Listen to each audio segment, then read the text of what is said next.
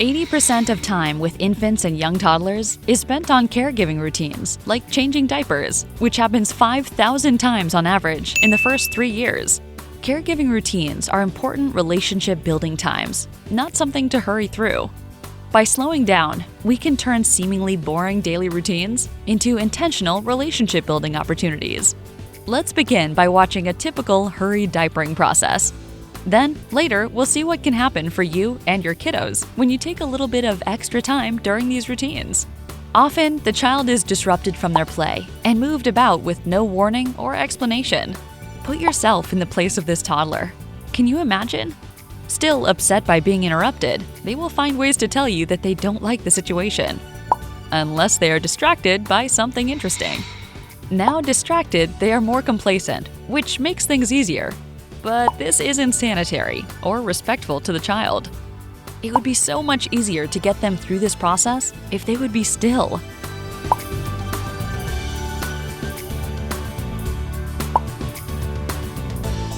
And now, the very thing the child was upset about leaving has been taken over by someone else. Let's try this a different and more respectful way. Communication is very important with children. Don't underestimate what they understand just because they can't use words yet. Giving them advance warning helps to prepare them for what's going to happen. When the teacher communicates their intentions and waits for the child to respond, the child often will communicate or cooperate, making it easier on both the teacher and the child.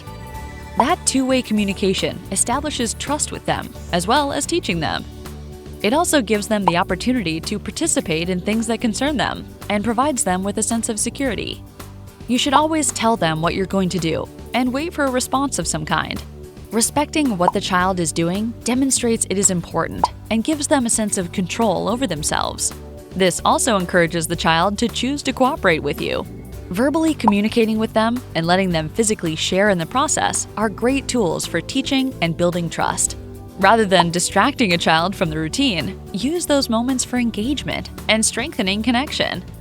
Understanding how much children love to help and encouraging their participation builds their confidence and skills. And consistently returning them to their playtime respectfully builds trust.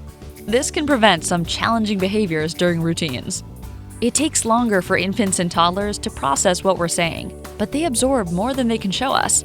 Waiting for eye contact or other acknowledgement shows them respect, facilitates brain and language development, and builds relationships. Respectful routines like this help them learn the sequence of routines, motor skills, language skills, social skills, and both autonomy and teamwork. The same ideas apply to bottle feeding or any other feeding process, washing faces, which is done a lot, dressing and undressing, and more. The common threads are narration, pausing for responses, a slow and relaxed pace, letting the child do what they can themselves, and talking to them about things that matter to or involve them individually. Focusing your attention on the child during the routine develops and strengthens your relationship with that child.